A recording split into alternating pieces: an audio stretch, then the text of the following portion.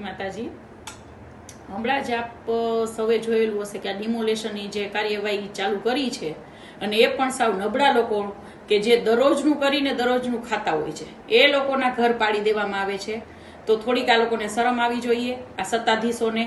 બરાબર, આજે વસ્ત્રાપુરનો જે બનાવ હતો, તો જે પણ ગુનો કર્યો તો એને તમે આપ લોકો સજા આપો, એના પરિવારને શું કામ સજા આપો છો? અને નાના વર્ગોને દબાવીને આપ શું તાનાશાહી આપ લોકોની કરવા માંગો છો?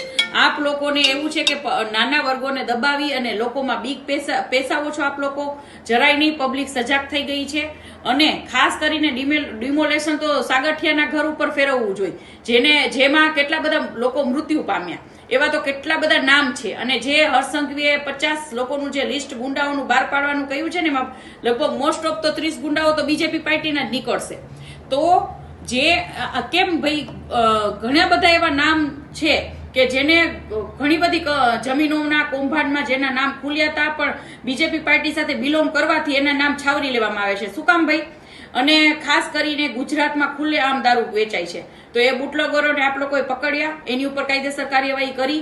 રેપ કેસ આટલા થાય છે, સ્વામિનારાયણ ગુરુકુળમાં બાળકો સાથે દુષ્કર્મ થાય છે, એ લોકો સાથે કાયદેસર કાર્યવાહી કરી. એ લોકોના ઘર ઉપર ડિમોલેશન કરો નહીં, ત્યાંથી પૈસાનો વરસાદ થાય છે, એટલે આપ લોકો નહીં કરો.